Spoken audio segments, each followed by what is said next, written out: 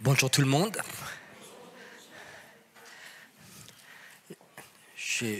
Ce serait peut-être bien si l'enfant reste pas devant, il bouge tout le temps. Il y a des gens qui disent il n'aime pas les enfants. Si, j'aime les enfants, mais quand ils bougent tout le temps, ça attire l'attention de personnes, et quand l'attention des personnes est tirée, le Saint-Esprit, il part aussi un petit peu. Alors, ce serait bien que... Merci.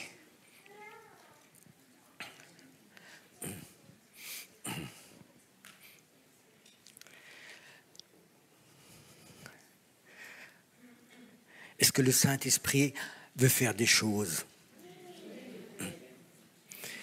J'aimerais bien qu'on chante un chant, on le fait beaucoup moins fort, il y avait beaucoup de joie, et c'est bien d'avoir la joie.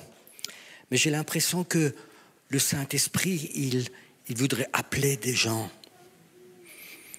Et qu'est-ce qu'il veut leur dire? Ce serait bien que vous pouvez faire l'enlever, ça me gêne ici. Merci.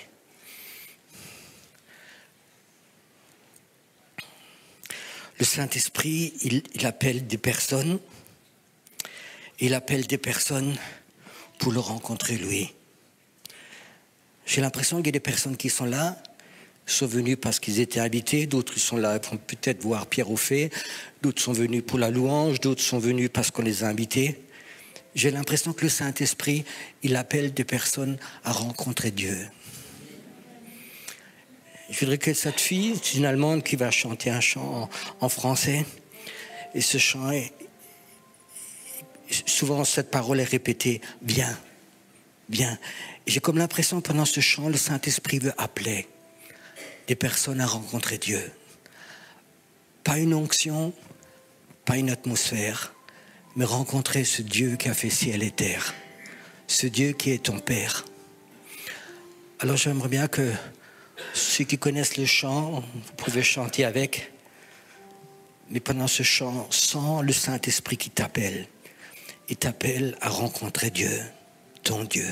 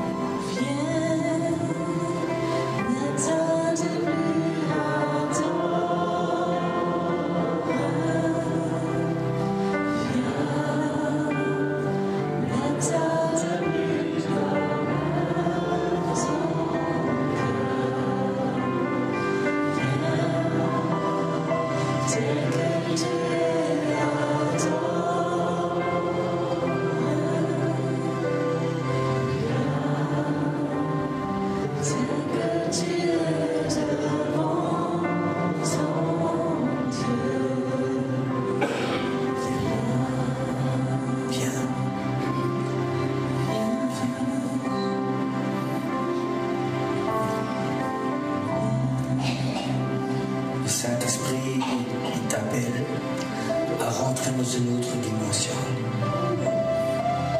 Le Saint-Esprit veut élever ton esprit pour que tu puisses rentrer dans une autre dimension. Il y a trop de chrétiens qui sont depuis des années dans la même dimension. Le Saint-Esprit t'appelle, viens dans la présence de Dieu. Il y a un Dieu qui veut te mettre, qui veut t'élever dans un autre endroit, dans une autre hauteur spirituelle. pas obligé de tourner en rond jusqu'à ce que le Seigneur revienne.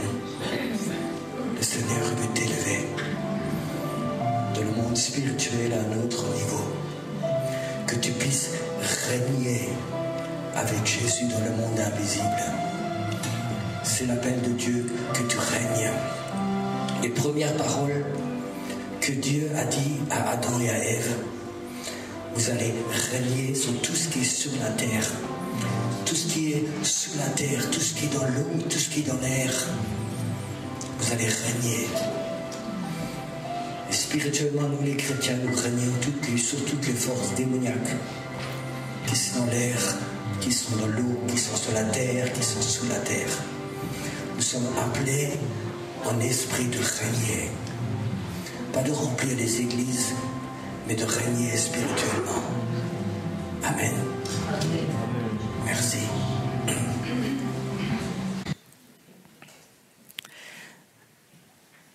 Il y a quelque chose pour moi d'une grande importance, c'est que le chrétien soit équilibré.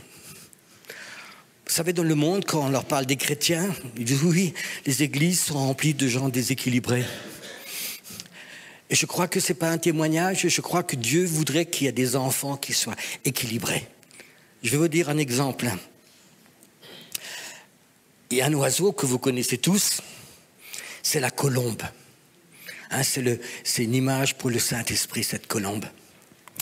Et il y a un monsieur qui se connaît un oiseau qui m'a raconté, Pierrot, une colombe, elle a sous ses ailes 9 grandes plumes, à gauche et à droite. Et ça, c'est une très belle parole. Dans la Bible, il y a 9 dons du Saint-Esprit et 9 les fruits de l'Esprit. Donc, il y a les fruits de l'Esprit et les dons de l'Esprit. Il a dit, quand tu prends un oiseau, quand tu prends cet oiseau, et d'un côté, tu enlèverais peut-être 4 ou 5 plumes, tu sais ce qui se passerait? L'oiseau, il volerait plus droit, parce qu'il lui manque des plumes. Et pour moi, c'est important que les chrétiens, par exemple, que tu tournes pas en rond. Il y a tellement de chrétiens qui tournent en rond depuis des années. Il y a des chrétiens qui disent, nous, on veut que les dons de l'Esprit. On veut vivre, on est des super charismatiques, on veut être prophétique, on veut la guérison, on veut que les dons. Puis il y a d'autres chrétiens qui disent non, les dons, ça ne nous intéresse pas, nous on veut les fruits de l'Esprit. Alors c'est des chrétiens qui essayent de devenir encore plus saints, encore très saints, alors que c'est des cadeaux de l'Esprit, et cherchent vraiment ces fruits de l'Esprit, et les autres cherchent les dons. Donc nous avons des chrétiens qui ne sont pas équilibrés, qui tournent en rond. Est-ce que tu n'en as pas marre de tourner en rond spirituellement depuis des années? Oui, on peut aller en cure d'âme, on peut avoir un mot prophétique, on va à une conférence, on sent l'onction, et tu tournes quand même en rond. Et je crois que c'est cet équilibre, et cet après-midi, je voudrais vous parler de cet équilibre pour les prophètes, pour les gens prophétiques. Les prophètes ou les gens prophétiques, pour qu'ils ne tournent pas rond, il y a 2 choses. Comme il y avait les dons, comme il y avait les dons de l'esprit et puis les fruits de l'esprit, le prophète, il y a l'esprit prophétique et puis il y a l'esprit de prière. Et tu ne peux pas les séparer. Il y a des gens, je vais te dire un exemple, tu peux travailler un don, c'est comme une salle de musculation, tu peux faire des muscles avec des poids tout le temps.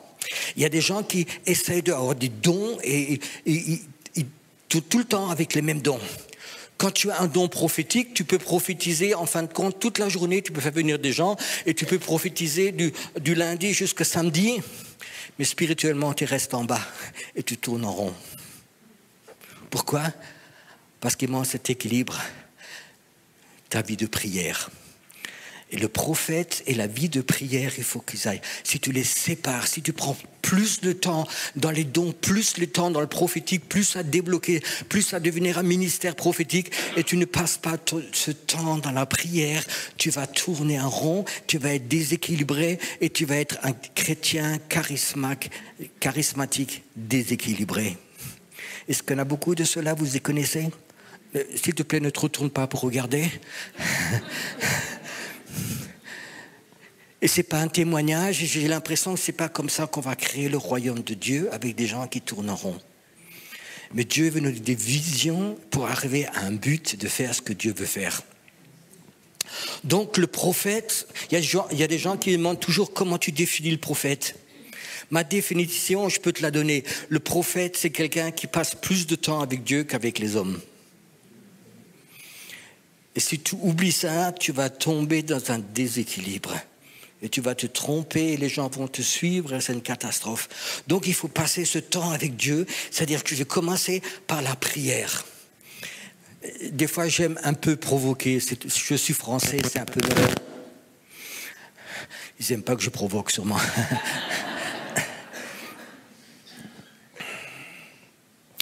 La plupart des chrétiens, je pense, ne savent pas prier.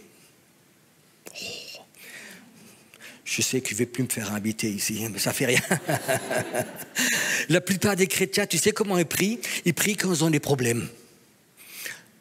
Mais je te dis une chose, même les incroyants, quand ils ont des grands problèmes, ils prient. Alors quand tu as un problème, je suis malade, j'ai des problèmes d'argent, j'ai des problèmes de famille, j'ai ça et ça, ils se mettent à prier. Mais ça, c'est vraiment l'école maternelle pour les chrétiens. Même les incroyants peuvent le faire. Alors, il y a des chrétiens qui sont un peu... Ils passent de la première classe ou de la maternelle en première classe. Alors, ça devient des intercesseurs. Alors, ils intercèdent. C'est comme les gens qui attrapent les mouches qui sont dans l'air. Alors tu entends, oui, la grand-mère, elle se fait renverser, l'autre voisine, son chat s'est fait écraser, l'autre c'est ceci, il a mal au dos. Et puis toutes les choses qu'on entend, on va les prier, c'est des intercesseurs. Mais ça n'a rien à voir avec le prophétique. Ça n'a rien à voir avec la prière du prophète. Comment on prie comme un prophète? Le prophète, il a appris quelque chose, il faut qu'il meure. Mes sentiments, ce que moi j'ai besoin, tous mes désirs qui sont en moi, il faut qu'ils meurent. Quand je commence à rentrer dans cette prière prophétique, Pierrot, il faut qu'il meure. Même si je suis malade, même si j'ai de la température, même si j'ai des problèmes d'argent, même si mes enfants sont malades, même tout ce que tu veux, ça ne m'intéresse plus. Ça ne m'intéresse plus du tout. Tu sais ce que je veux faire? J'ai envie de toucher le cœur de Dieu. Je vais entendre ce qu'il y a dans le cœur de Dieu, ce qu'il pense lui, ce qu'il ressent lui. Ça, c'est la vraie prière. Je vais te donner des exemples pour que tu comprennes. Peut-être je vais dire des choses qui vont fâcher certaines personnes, mais je vais le dire quand même. Alors j'aime bien cette colombe, c'est une belle histoire. Vous savez où était encore la colombe? Elle était dans l'arche. Est-ce que tu peux t'imaginer que ressent une colombe dans une arche qui n'a pas de fenêtre, il n'y a pas de porte, il y a juste une en haut, avec des animaux, des personnes, pas de douche, pas de WC, pas de toilette, il n'y avait rien dedans. Ça sentait bon, vous pensez là-dedans? La colombe faisait sa gymnastique tous les matins dedans. Que devait ressentir cette colombe quand la fenêtre s'est ouverte? Elle était pendant des mois et des mois là-dedans, et puis elle peut voler librement. Imagine voir cette colombe, qu'est-ce qu'elle ressent? Tu sais ce que c'est l'arche? C'est une très belle image pour l'Église. L'Église, actuellement, c'est bien qu'il y a des arches, des églises. On s'occupe de ceux qui se convertissent, qui viennent à l'Église. On fait de la cure d'âme, on les enseigne, on les caresse, on les cajole. On leur apprend à vivre comme un chrétien.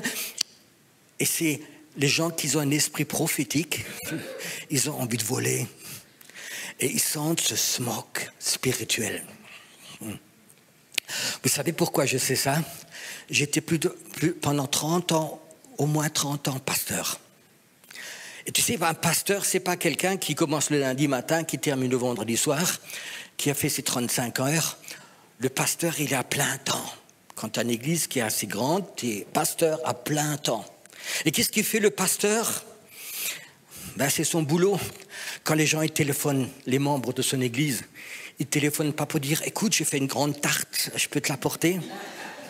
C'est relativement rare. Mais quand ils te téléphonent, qu'est-ce qu'ils te racontent? Tiens, je me rappelle, il n'y a pas trop longtemps, une dame me téléphone, une dame de l'église. Pierrot, je veux juste te dire que tu le saches, mon mari, qui est ton collaborateur, Il est rentré hier soir et il était sous comme un cosaque et il a vomi par terre. Merci, sœur. Ça sent mauvais des fois dans l'arche, vous savez.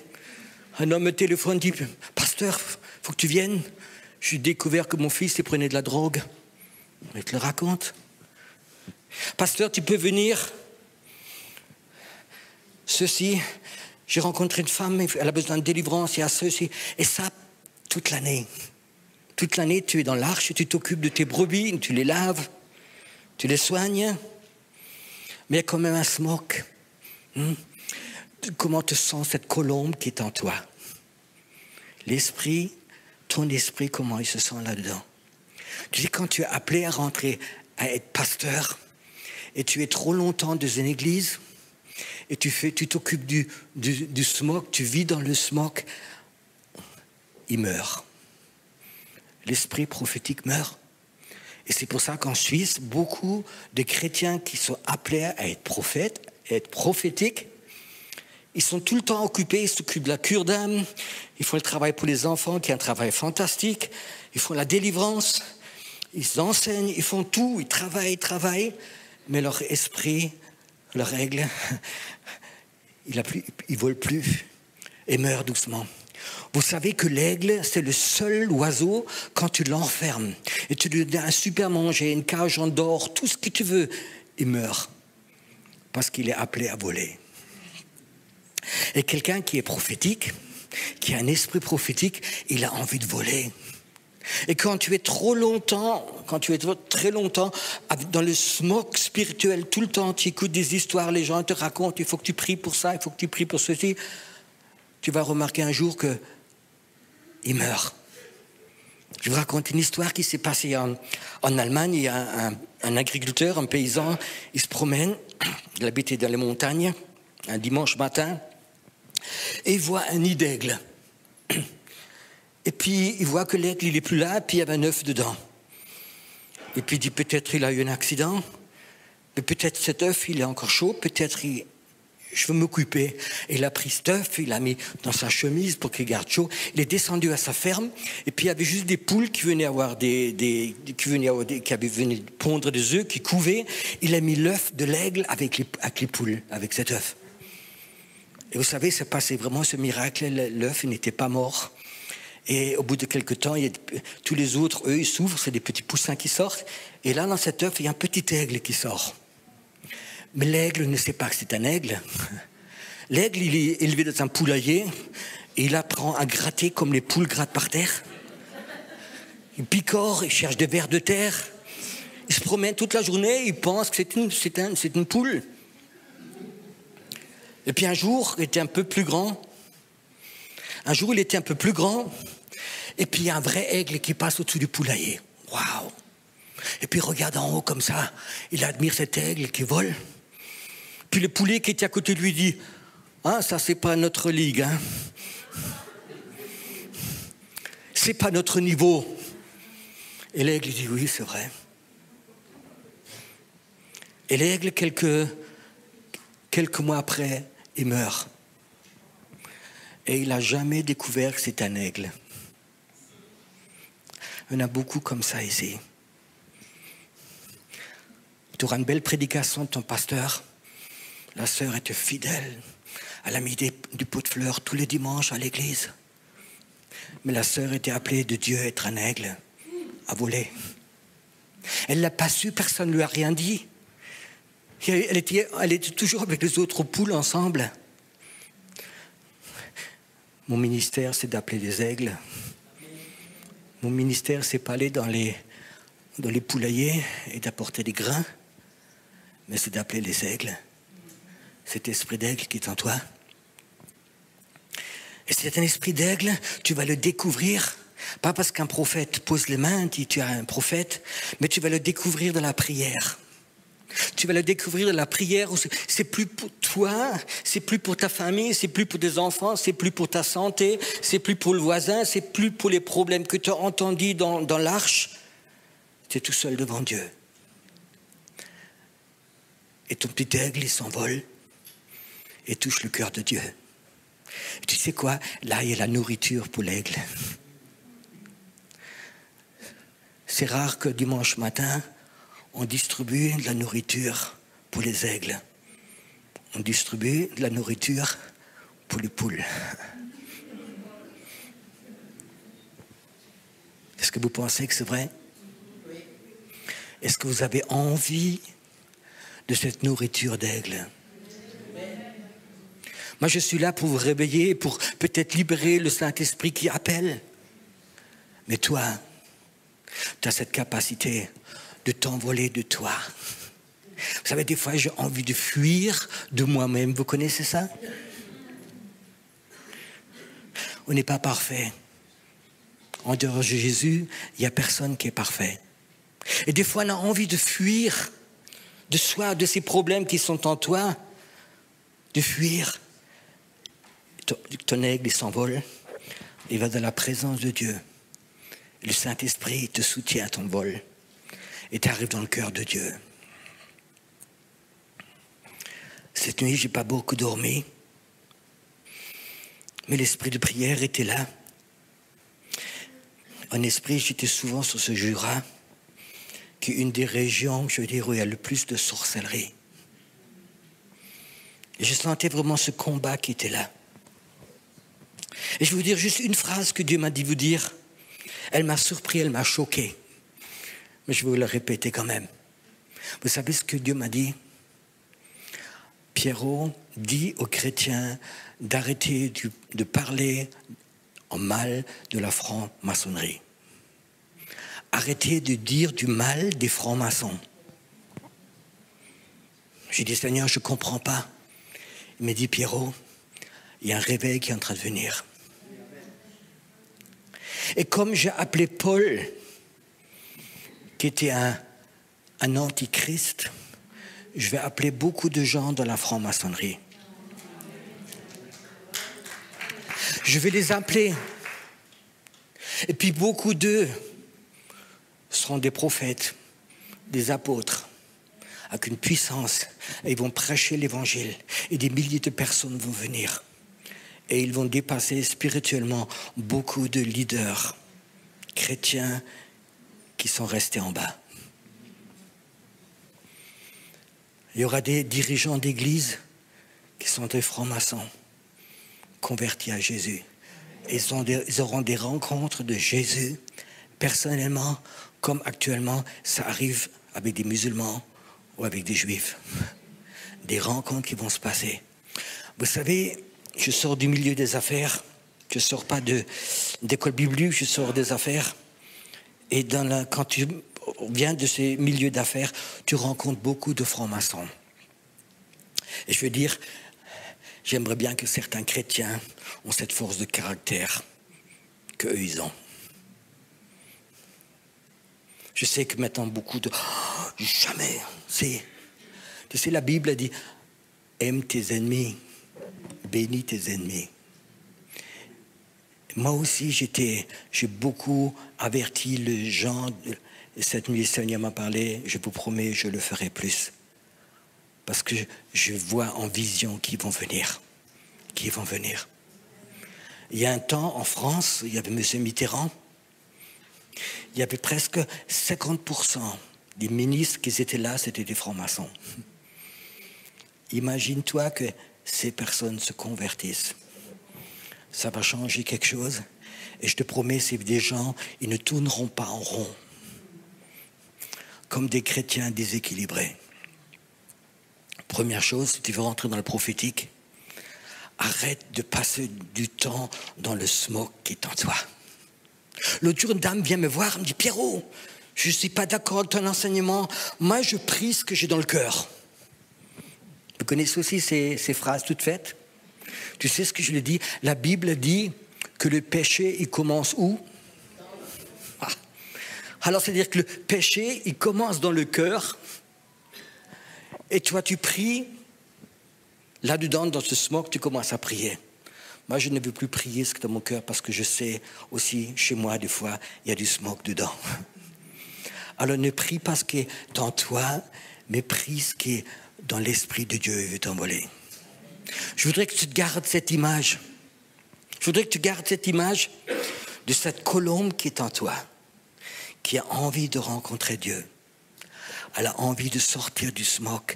Elle a envie de sortir de cette arche qui est peut-être ton propre corps, dans tes pensées, dans ton rejet, dans tout ce que tu veux qui est dedans. Et tu pries ça. Tu amènes le smog et tu ne vas pas voyager bien haut. Est-ce que tu comprends ce que je veux te dire cet après-midi? Est-ce que tu as envie des fois de sortir de toi, de tes pensées, de ta théologie, que tu sois protestant ou catholique ou baptiste ou pentecôtiste, ça n'a aucune importance. C'est rencontrer ton Dieu. Sortir, rencontrer ton Dieu. Tu sais, c'est des moments magnifiques où j'arrive à quitter ce smog qui est là et je vois cette colombe, l'esprit qui est en moi, rencontrer le cœur de Dieu et repose sur le cœur de Dieu. Des fois, il y a 3 minutes qui suffisent. 3 minutes et tes batteries sont rechargées. Tout le stress, tous les soucis, tout ça, c'est parti parce que tu as rencontré le cœur de Dieu. Ça, c'est une dimension de prière que la plupart des chrétiens n'ont jamais entendu, n'ont jamais fait, parce que tout se passe au niveau de là, au niveau des sentiments. C'est rentrer dans cette dimension. Et quand tu rentres dans cette dimension et tu touches le cœur de Dieu, et toi, tes sentiments, tout ça, c'est mort, tes idées sont mortes, tout est parti, tu ressens que ce que ressent Dieu. Alors Dieu veut te montrer un morceau de son cœur pour ta vie, pour toi. Il est capable de te montrer comme lui, il voit les personnes. Comme lui, il voit tes voisins. Comme lui, il voit tes ennemis. Comme lui, il voit les gens qui te critiquent. Les gens qui te maudissent. Tu les vois comme lui les voit. Tu sais ce qui se passe à ce moment-là? Tu es capable de voler au-dessus d'eux. Tu n'es pas à leur niveau. Tu voles au-dessus d'eux. Et c'est là que tu gagnes la guerre. J'ai lu le jour un reportage. Il y a eu une guerre, je ne sais plus si c'est 20 ou 30 ans, en Yougoslavie. Et la Yougoslavie, des journalistes écrivaient qu'ils avaient une des plus grandes armées d'Europe. Au niveau des chars, des avions, des soldats. C'était vraiment une grande armée qui était là. Puis il y a eu cette fameuse guerre où après les pays se sont scindés. Et puis les Américains ont décidé, parce qu'à cause de ce génocide, des choses-là, de venir attaquer la Yougoslavie. Et tout le monde a dit ça va faire des carnages, ça va faire des semaines et des semaines. Le contraire s'est passé en 3 jours. L'armée de la Yougoslavie a déclaré un drapeau blanc, on a perdu. Ils ont tout abandonné. Et après, c'était marqué pourquoi. Vous savez pourquoi? Parce qu'on a découvert que les avions des Américains volaient plus haut que les avions des Yougoslaves. Tu sais, quand un avion vole à 8000 mètres et puis l'autre qui vole à 10 000 mètres, c'est facile de le descendre. Vous savez, tu regardes en bas et puis celui-là qui est en bas, il n'a pas beaucoup de chance de s'évader. Qu'est-ce que je veux dire par ça? Si toi, tu as appris à voler haut, tu vas voir tes ennemis d'en haut. Si tu passes à leur niveau, ça va être la guerre, tout le temps. Si toi, tu maudis la sorcière qui habite dans ton village, elle va te maudire. Ça va faire peng, peng, peng, peng. Si ton esprit monte plus haut, et tu rentres dans le cœur de Dieu, tu vas voir cette sorcière, tu vas tirer d'en haut sur elle l'amour de Dieu, l'appel de Dieu, la main de Dieu, l'amour de Dieu. Et vous allez voir, il y a plein de ces gens qui sont dans la sorcellerie, qui sont dans autre chose, ils vont venir à Dieu, parce que quelque chose d'en haut les a touchés. Alléluia. Quand tu veux rentrer dans le prophétique, n'oublie pas cette prière. Pas intercéder pour le monde entier, mais prie ce que Dieu met sur ton cœur. Tu sais, si une prière vient de Dieu, si Dieu me dit, prie pour cet homme, prie pour cette chose, prie pour cette ville, prie pour cette chose, je prie pendant 1 minute pour cette chose, c'est plus puissant que de prier 2 heures. C'est comme l'aveugle qui essaie d'abattre un arbre, tu sais, dans la prière. Et c'est important qu'on monte spirituellement à ce niveau. Il faut faire attention avec ces gens qui disent « je prie ce qui est dans mon cœur ». Tu sais, ton cœur, ton intelligence est convertie, ton caractère est converti, il sait ce qui est bon, ce qui est mal. Donc, par exemple, si tu es chrétien et ton voisin t'embête, tu ne vas pas dire « Seigneur, je prie pour que tu me donnes une Kalachnikov pour que je la batte ». Tu pries pas comme ça parce que tu es chrétien. « Seigneur, cette sorcellerie, cette sorcière-là en bas, qui maudit les enfants, qui fait toutes ces choses horribles, qui fait des offrandes, envoie-lui un cancer pour qu'elle disparaisse vite. » Ça, c'est des prières que tu trouves dans l'Ancien Testament, mais pas dans le Nouveau Testament. Commence à bénir ceux qui te maudissent quand Dieu te le montre. Je crois que c'est tellement important que notre esprit, il monte à une certaine altitude. Arrêtez d'être toujours en bas. Arrêtez de prier devant le mur de lamentation. Arrêtez toujours de prier et de demander de l'aide. Prie pour moi, je me sens mal. Alors les gens à l'église, ils prient pour toi, mais tu vas rester spirituellement à la maternelle. Et tu sais, Dieu, il a préparé un réveil. Et il est là, il n'est pas loin, il est là. Mais il ne peut pas descendre. Tu sais comment le réveil va venir? C'est les prophètes, c'est les Élie ou les Élisée qui vont l'appeler. Ce n'est pas les cas, ce n'est pas les gens qui sont devant le mur de lamentation. Ce n'est pas les gens qui se plaignent de leur pasteur, de leur église, de leurs voisins, de la famille. Ce n'est pas eux qui vont tirer le réveil. Ils vont peut-être faire venir les gens qui font de la cure d'âme. Mais c'est les Élie et les Élisée qui vont vraiment tirer ce réveil en bas. Parce que le réveil, tu sais où il est? Il est dans le cœur de Dieu. Le réveil est dans le cœur de Dieu et Dieu voudrait le donner. Mais il ne voudrait pas que ce soit un réveil de la cure d'âme. Il ne veut pas que ce soit un réveil pour les gens qui tournent en rond. Parce qu'on va tourner en rond comme le peuple d'Israël 40 ans. Jusqu'il n'y avait plus personne. Ce n'était pas le plan de Dieu. Et à ce moment, j'ai l'impression que beaucoup de chrétiens tournent en rond. Et je crois que Dieu, il cherche des Élie, des Élisées, qui ont double ration. Et c'est eux qui vont tirer ce réveil sur la terre, le réveil sur le Jura. Et tu sais, quand ces Élis se lèveront, ils vont être capables de briser les prêtres Baal qui ont empêché la pluie de tomber. Et Dieu va appeler des hommes et des femmes qui ont cette puissance d'Élie. Ils vont être capables de monter spirituellement dans les endroits les plus hauts dans le Jura et de dire stop. Esprit de sorcellerie, esprit de divination, esprit de mort, esprit de mammon, stop. Tu ne vas pas freiner le réveil. Il va venir. Je te dis stop. Et tu vois une autorité contre ces prêtres Baal qui sont là. Cette nuit, j'ai vu des choses.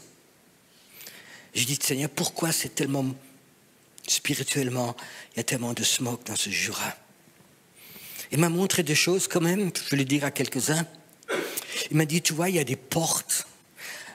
La sorcellerie, l'esprit de sorcellerie ne peut pas rentrer et sortir comme il veut, mais il y a des portes spirituelles. Il m'a montré qu'il y a des portes spirituelles entre la France et le Jura suisse. Et c'est des portes que la sorcellerie qui est en France peut venir la nuit d'un endroit à l'autre, d'un village à l'autre. Il y a des portes qui sont là, c'est un aller-retour. Où sont les prophètes qui ont évolué? Le Seigneur leur montre ces portes. Tu sais, une des grandes bénédictions qu'il y a eu pour la vie d'Abraham, c'était posséder les portes de tes ennemis. Il faut qu'on apprenne, nous, ceux qui habitent dans le Jura, surtout, laissez-vous montrer les portes que la sorcellerie utilise. Et possède cette porte.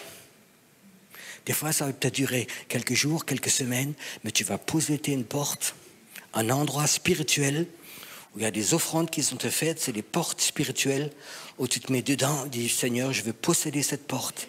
La sorcellerie ne passera plus par cette porte. C'est ton royaume. C'est peut-être ce que je dis maintenant, c'est pour très peu de personnes. Mais je crois que le Seigneur y touche. Et tu sais, c'est ton ministère. Posséder les portes spirituelles. Et il y en a plusieurs.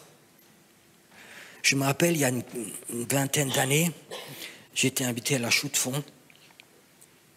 J'avais une jeune prophète qui était avec moi, c'était une Autrichienne, une fille très très prophétique, très jeune, qui faisait aussi la louange. On est venu d'Allemagne. On passe devant le panneau, la Chaux de Fonds, juste devant le panneau. La fille, elle crie, elle dit mon sang, il coule partout. Elle a dit j'ai pas mes règles, c'est pas les jours, ça m'arrive jamais. Et le sang, il a coulé de son bas-ventre. Et je savais que c'était la sorcellerie. Il y avait une porte. On a passé sans l'autorisation d'elle. Il faut que vous sachiez qu'il y a des portes spirituelles où la sorcellerie emploie. Il y a des places qui appartiennent au monde des ténèbres. Il y a des ouvertures qui sont ouvertes pour l'enfer. Les satanistes savent exactement où sont ces portes où ils peuvent aller rencontrer des démons qui leur donnent ses forces. Il y a des terrains d'atterrissage pour le Saint-Esprit. Tout ce qui existe en esprit pour Dieu existe dans le monde des ténèbres. Il y a des endroits, tu vas là-bas. Moi, je connais 2-3 endroits. Quand j'ai envie d'avoir vraiment une rencontre avec Dieu, souvent je vais à certains endroits. Je sais, c'est une place qui a été libérée. Des gens peut-être autrement que moi, ils sont venus prier. Et je sais que c'est très facile de prendre contact avec la présence de Dieu parce que le ciel est ouvert à certains endroits. Il ne suffit pas de faire des belles réunions. Mais quand vous faites des réunions comme aujourd'hui, on commence à prier, on fait des ouvertures dans le monde spirituel. C'est autre chose que de prophétiser. Petite sœur, Dieu veut te bénir, veut donner. C'est bien de partir de ce niveau, mais c'est bien mieux d'arriver à un autre, de savoir qu'il y a des terrains d'atterrissage pour le Saint-Esprit qui sont souvent dans des villes où des générations avant nous, des gens se sont mis à genoux, et ils ont adoré et ils ont prié. Il faut que tu saches qu'il y a des portes spirituelles pour l'esprit. Il y a quelques années, j'ai fait tous les ans des conférences pour jeunes entre la Suisse, la France, la Belgique et l'Allemagne. Je me rappelle de la Belgique, il y a un bus complet de jeunes qui est arrivé. Et puis, donc, c'est pas facile avec des jeunes qui ont souvent entre 15 et 20 ans. C'est pas toujours facile quand tu les as pendant 3 jours. Quand on a 300, 400 qui sont là, ça bouge beaucoup. Mais tu sais, quand l'esprit vient, les jeunes, des fois, sont beaucoup plus sensibles que des chrétiens qui, ça fait 50 ans, qui sont croyants.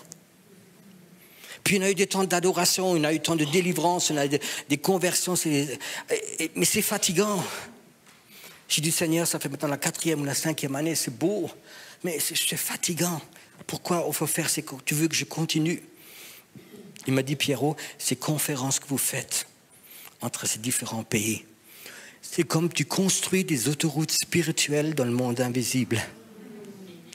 Il a dit, il faut que vous construisiez ces autoroutes entre la France et l'Allemagne et l'Autriche et d'autres pays. Parce que quand le réveil va venir, il ne va pas rester dans un coin. Le réveil va se répartir à travers ces autoroutes spirituelles. Il va bouger. Ce n'est pas de la nourriture pour les poules que je vous raconte aujourd'hui. Mais c'est de la nourriture pour que ton esprit prophétique, il sait que ça, c'est plus important. Je prêche beaucoup, ceux qui me connaissent sur YouTube. Ça m'arrive de prêcher entre 200 et 250 fois par année. Je vois beaucoup de guérisons, je vois des miracles. Mais pour moi, ce n'est pas le plus important. Mon ministère, c'est le monde invisible. Mon ministère, c'est d'aller à des endroits et de voir dans le monde invisible où il y a les anges, où il y a les puissants des ténèbres, où il y a des portes, où il y a des couloirs spirituels, les couloirs pour le Saint-Esprit. Nous vivons dans un monde où le smog spirituel est tellement épais sur nos villes.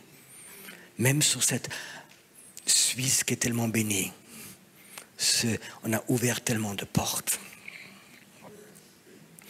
Je crois que c'est important de reconnaître, et ça dans le cœur de Dieu, il va te donner des révélations, il va te montrer des endroits, tu vas y aller. Et des fois j'ai beaucoup de plaisir, tu sais, quand le Seigneur, des fois la nuit me parle, il dit demain matin, tu vas dans cette ville, tu vas là-bas, tu fais ceci.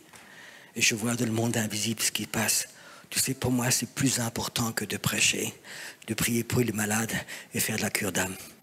Parce que je sais que mon esprit, il est appelé à ce niveau. Mon esprit, il est appelé là-dedans. Et aujourd'hui, il y a beaucoup de personnes. Ils savent de quoi je parle. Ils savent que quand tu rentres dans ce monde invisible que Dieu t'appelle et tu règnes contre les puissants des ténèbres qui sont là, qui sont 10 fois plus forts que toi. Et toi, tu dis stop, ils vont stopper. Et quand tu connais cette dimension, les dimensions normales de l'Église ne vont plus tellement t'intéresser. Je dis d'accord. Si ton appel, c'est dans l'Église, alors reste dans l'Église. Si ton appel, c'est de faire de la cure d'âme, alors fais de la cure d'âme. Mais fais attention, si Dieu t'appelle à rentrer dans un autre niveau, fais-le. Sinon, tu vas tourner en rond et ton aigle en toi, il va mourir. J'étais pasteur pendant 30 ans. Vous savez ce qui me fait le plus de mal? Quand j'enterrais des gens de l'Église avec leur appel. Quand j'enterrais des gens, j'ai vu ce que Dieu voulait faire de la vie. J'ai vu l'appel de Dieu. Mais ils ne sont pas rentrés dans l'appel. Ils sont morts. Ils sont sauvés. Mais là, quand le cercueil descendait, ce n'est pas seulement le corps qui descendait, mais c'est l'aigle. L'appel de Dieu est descendu avec. Tu sais, quand tu es pasteur et tu aimes les gens, et tu les vois mourir 2 fois, c'est une catastrophe. Les pasteurs ressentent peut-être pas ça parce qu'ils ne voient pas toujours l'appel. Mais c'est une des choses les plus tristes que j'ai connues de ma vie. Quand, aux enterrements, je voyais l'appel de Dieu qui descendait avec. Surtout quand c'était des prophètes. J'ai enterré une fille, elle avait 21 ans, elle avait fait des études de médecine. C'était vraiment un don prophétique. Et puis un jour, elle dit, j'étais à une réunion de jeunes, je n'en ai marre de mon appel. C'est fatigant, je veux vivre. Je veux avoir des copains comme tous les autres. Je veux vivre. Et au moment qu'elle dit ça, j'ai vu qu'elle coupait son appel. Quelques mois après, elle est morte d'une leucémie, rapidement. Je sais qu'elle est sauvée. Mais elle voulait vivre sa vie, comme tous les autres chrétiens. Oh, ça suffit que le dimanche, je vais à l'église. Je dis, mais tu as un appel dans la sainteté. Il y a un appel prophétique dans ta vie. Elle me dit, oui, mais je veux vivre. Humainement, j'arrive à comprendre. Je veux vivre comme les autres vivent. Et j'ai dû l'enterrer. Il y avait ses parents autour, il y avait ses sœurs autour. C'était des moments durs, parce que je sais encore un appel qui est parti. Des fois, quand je regarde l'église, et je vois tous ces appels de Dieu qui sont là, et très peu de gens les prennent. Quand je vois ces chrétiens, des fois dans les poulaillers, ils sont contents. Ils ont leur grain tous les jours. Ils ont un grillage qui les protège. Puis il y a un coq en plus qui les surveille. C'est les miens. Ils ne veulent pas que les aigles rentrent. Ils ont peur qu'ils s'envolent.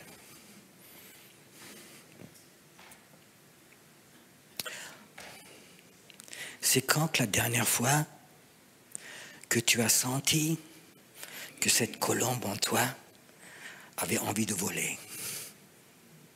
C'est quand la dernière fois tu as senti de la prière, arrête de prier comme tu pries, reste dans la présence de Dieu, c'est comme, waouh, Dieu t'appelle.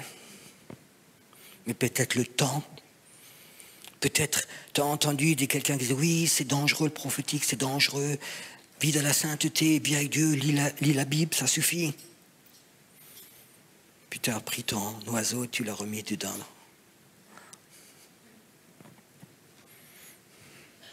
Je sais que notre sœur qui a organisé ça, elle a l'appel de nourrir des bébés aigles. Et c'est bien. On en a besoin. Tu sais, les chrétiens sont tellement pasteurisés, cuits à 65 degrés.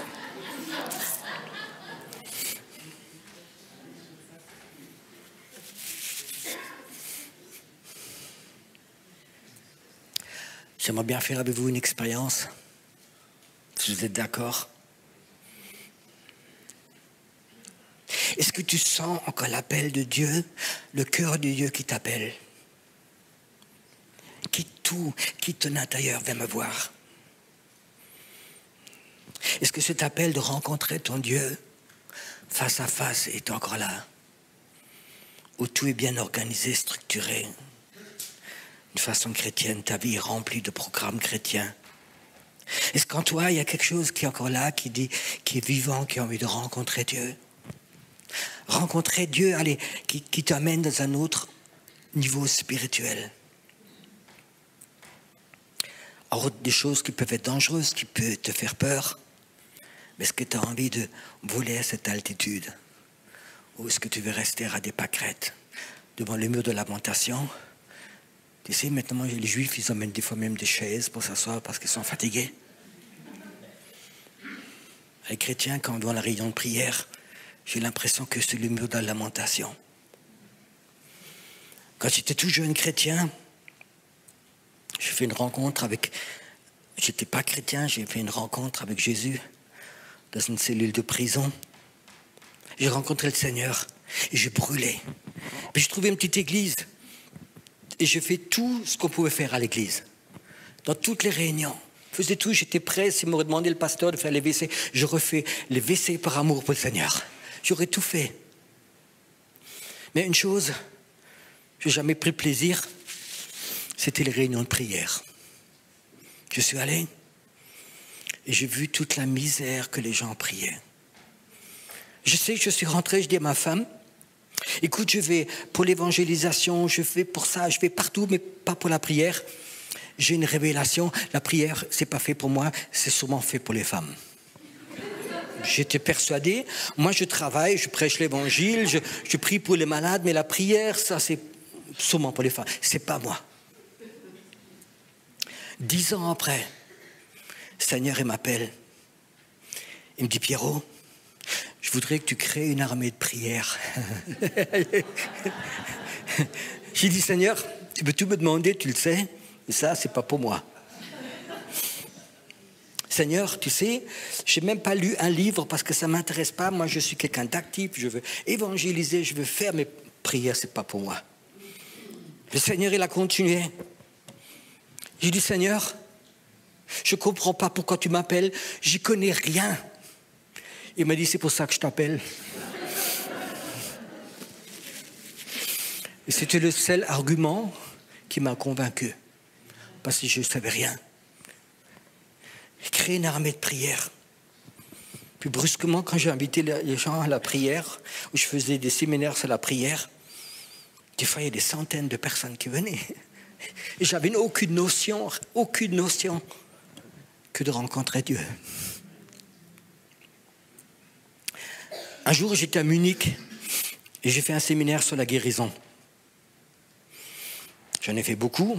C'était dans un hôtel, il y avait une grande salle, c'était rempli.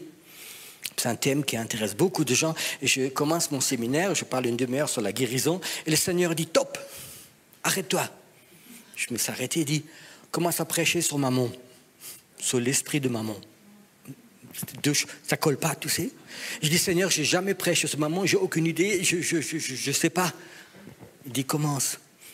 J'ai arrêté mon plein séminaire, j'ai arrêté et j'ai parlé sur l'esprit de maman.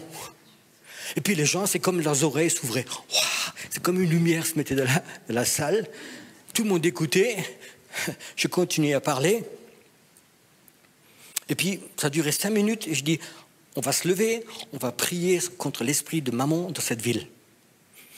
Puis tous les gens enthousiasmés, ils se sont levés, ils ont oublié qu'ils étaient là pour la guérison. On a brisé cette puissance de mammon sur la ville. Waouh! Et le Seigneur dit maintenant, c'est bon, continue ton séminaire. Bon, les gens, ils ont l'habitude un peu. Et j'ai fait mon séminaire. 2 jours après, ma secrétaire vient, me dit Pierrot, regarde voir ce qui est dans le courrier ce matin. Elle me donne une lettre, j'ouvre, il y avait un chèque de 50 000 €. 50 000 €, une personne que je ne connaissais pas. Et j'ai dit à la secrétaire, je suis sûr, je prophétise, c'est de la ville de Munich. Elle me dit oui, comment tu sais ça? Le Seigneur me dit, tu vois, ça c'est le résultat de cette prière. Ça, c'est la puissance de prière qui a duré 2 minutes. Mais c'était une prière, tu sais d'où elle sortait? Du cœur de Dieu. Il savait que cet esprit était très fort. On l'a frappé une fois. Ça ne veut pas dire qu'il est parti pour toujours, mais on l'a frappé.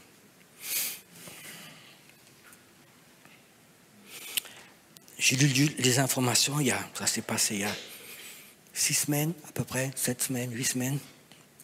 En Allemagne, c'est une information qui a choqué tout le pays. 3 jeunes filles, je crois 13, 14 et 15 ans, ont fait rendez-vous. Et quelque part près de Stuttgart, il y a de la forêt une grande tour. Ils se montaient sur la tour, tout en haut, et puis ils se sont donné les mains, et puis ils se sont suicidés. 3 jeunes filles, ping, mortes.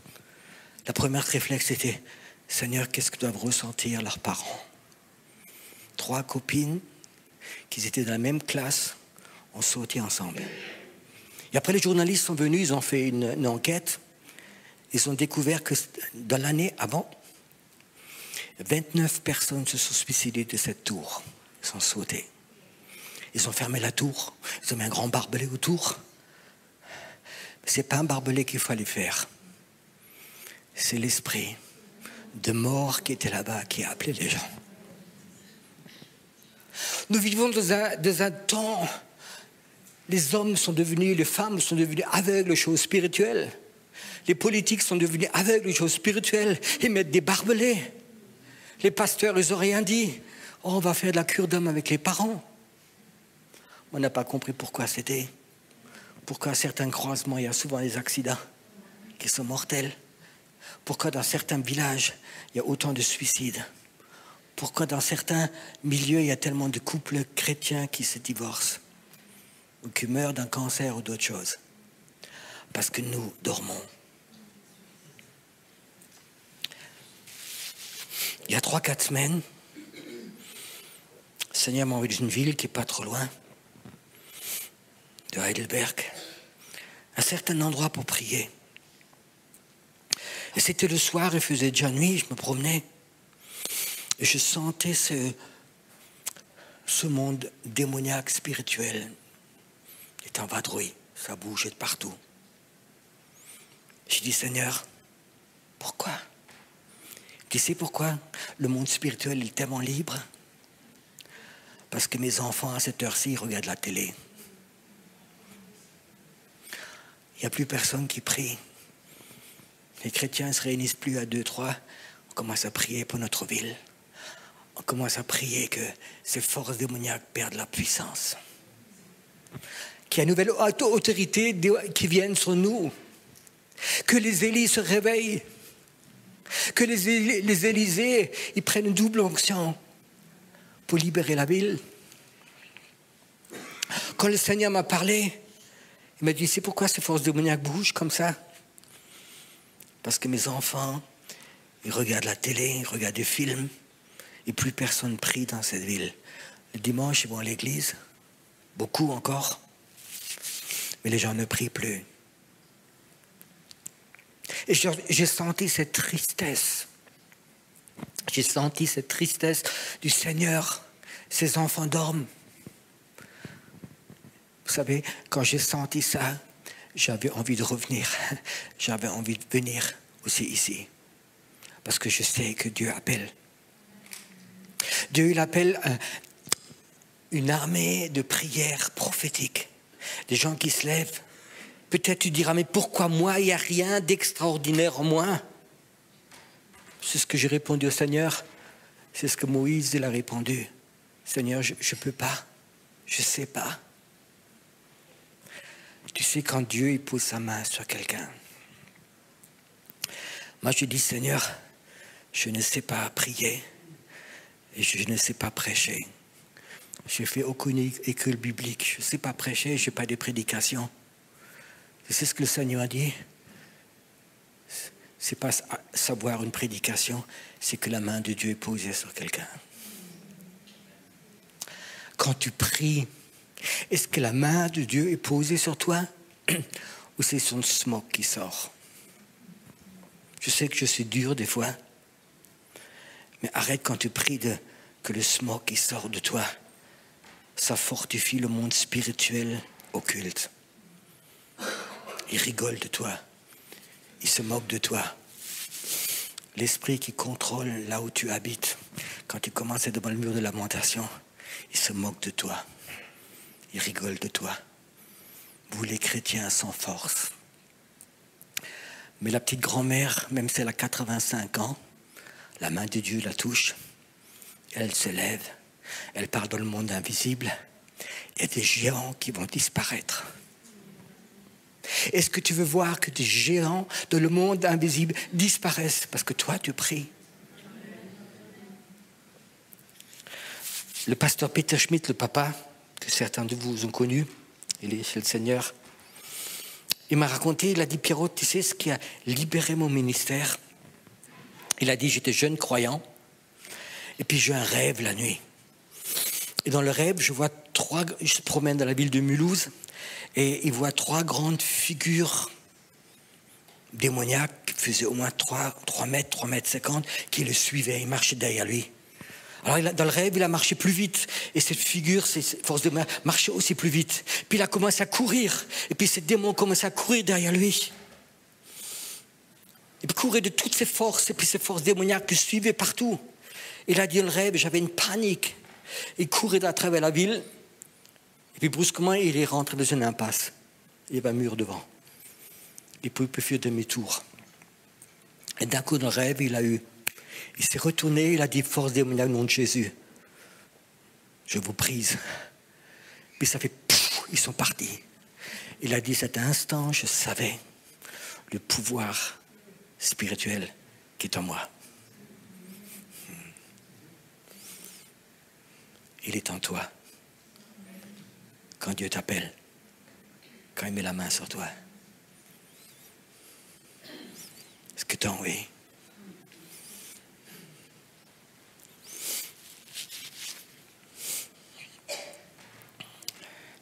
Qu'est-ce que le cœur de Dieu ressent cet après-midi? Je ne vais pas prophétiser, le don prophétique, mais cet après-midi, je voudrais demander, Seigneur, dans ton cœur, qu'est-ce que tu as? Qu'est-ce que tu as pour le Jura? Qu'est-ce que toi tu ressens? Qu'est-ce qui freine ton réveil? Qu'est-ce que tu voudrais que je fasse? Venir t'avoir une puissance spirituelle de géant. Et des gens qui pensent souvent être des géants spirituels, c'est souvent de la gonflette. Ils t'appellent. Il y en a qui sont là. Dieu touche ta bouche maintenant. Il touche tes lèvres. Et le Seigneur a dit, il y a des jours, tu ne pourras plus parler. Tu ne prendras pas de visite. Tu n'accueilleras personne chez toi parce que tu sais que tu ne peux plus parler. Jusqu'à ce que l'esprit prophétique tombe sur toi. Et il va te lever dans le monde invisible, tu vas prophétiser. Et le feu, il va sortir de toi. Il y a des jours où tu ne parleras plus. Tu n'auras même pas envie de sortir, dire bonjour à ton voisin. Tu sens que tu restes dans la présence de Dieu. Et brusquement, cette onction de feu va tomber sur toi. C'est là. Le feu de la sainteté, dans la présence de Dieu. Il n'y a plus de paroles inutiles qui sortira de ta bouche.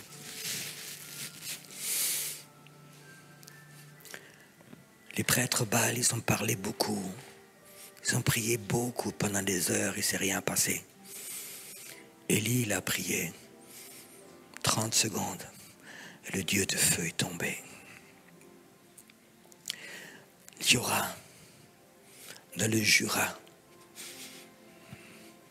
là où il y a ces portes spirituelles, là où il y a ces terrains d'atterrissage démoniaques, dans le Jura, il y aura des hommes et des femmes de Dieu prophétiques qui vont se lever.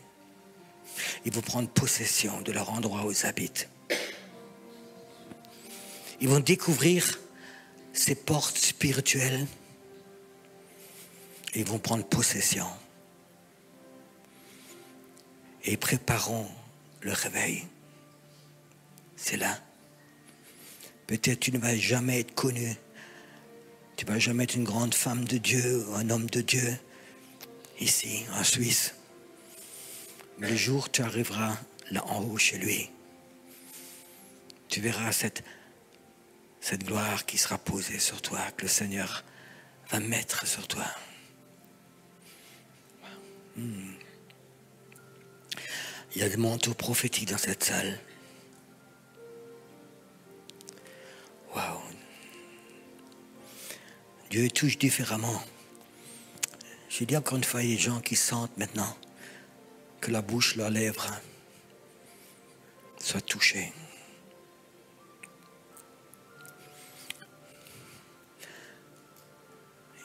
C'est surtout pour des gens qui verront cette chose-là. Tu ne parleras plus pendant un temps, jusqu'à ce que le feu il te libère. Puis Dieu dit, je vais mettre des manteaux prophétiques à des personnes ici pour qu'ils reconnaissent les endroits où les forces démoniaques, ils ont pris autorité, ils sont sur place. Ils contrôlent. Ils contrôlent. Ils contrôlent. Et toi, tu vas être appelé à briser ces contrôles dans le nom de Jésus. Ça vient. Écoute, si tu sens ce manteau prophétique ou ce feu prophétique toucher ta bouche, et tu dis oui Seigneur, oui à ton appel, je le sens, lève-toi là où tu es, juste lève-toi de ta chaise, mets-toi devant Dieu. Ne te lève pas parce que quelqu'un d'autre se lève, mais parce que tu sens l'appel de Dieu.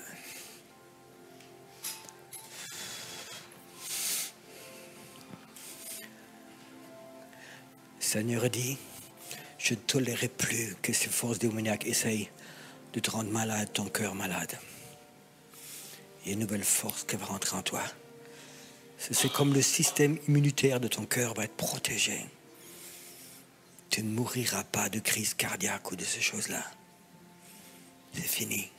Même la peur ne viendra plus.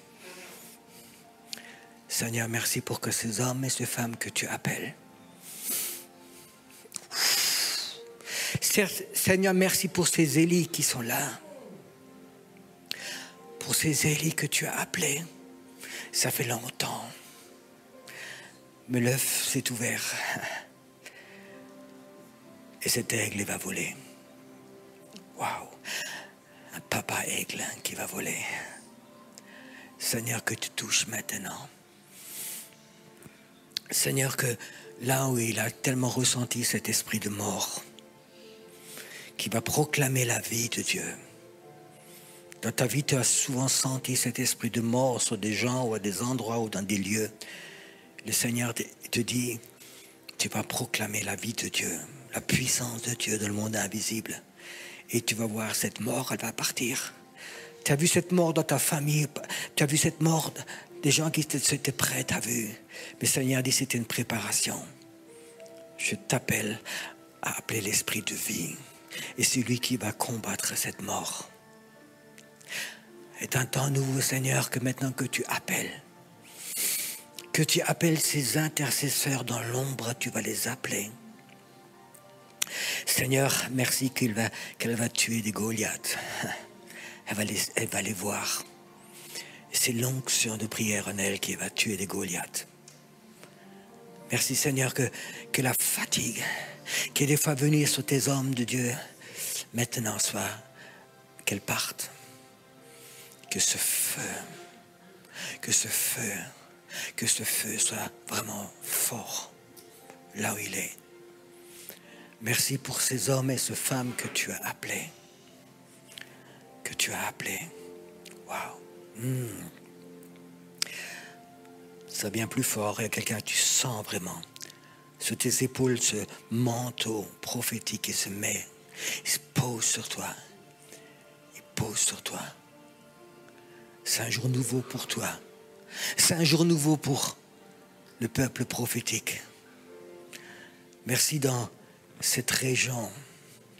Ici, ça fait des années que tu m'as déjà appelé pour cette région et j'ai plus voulu presque revenir parce que je sentais ce rejet. Je sentais cette sorcellerie. Merci Seigneur de pouvoir être ici et de libérer ton plan pour des personnes. Maintenant, au nom de Jésus. Au nom de Jésus. Sing mal im Geist. Ich übersetze dann. Laisse l'esprit prophétique venir encore.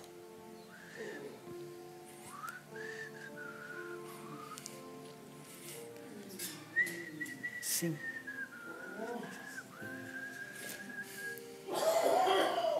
Il te touche.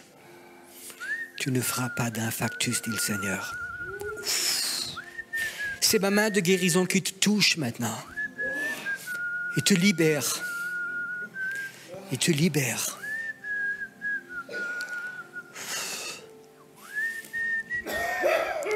Dans ce sifflement, tu vas entendre la voix de Dieu qui te touche. Il te touche. Les esprits de peur qui sont venus souvent la nuit dans ta chambre, ils sont brisés.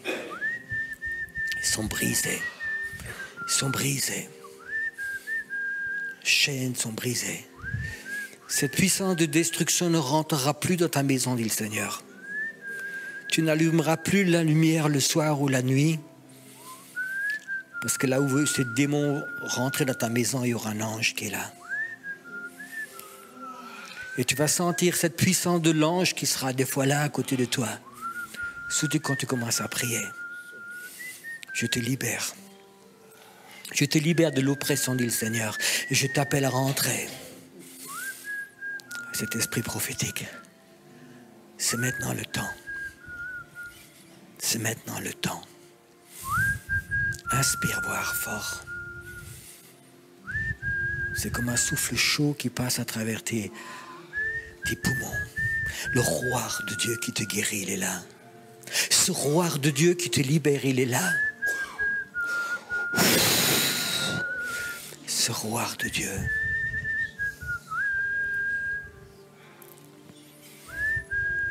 Élie, il savait où rencontrer Dieu.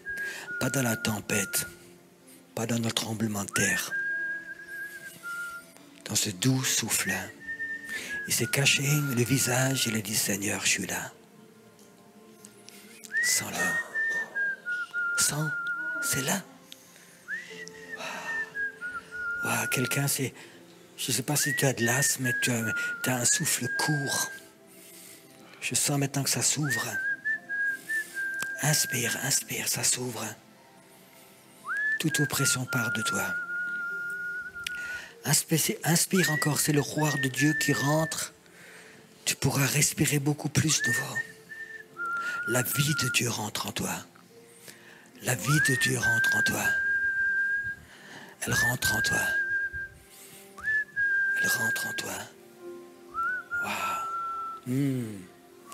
Seigneur, touche juste les pieds de quelqu'un. Les pieds sont touchés. Seigneur, il t'appelle à être comme un Josué. Tu vas prendre le pays. Là où tes pieds se poseront quand tu pries, les forces démoniaques vont partir. Ils vont partir. Elles vont partir. Elles vont partir. Là où tu mettras tes pieds prophétiques de prière. puissances spirituelles vont quitter. Merci que la main de Dieu touche. C'était pas une impasse, le pasteur Peter Schmidt.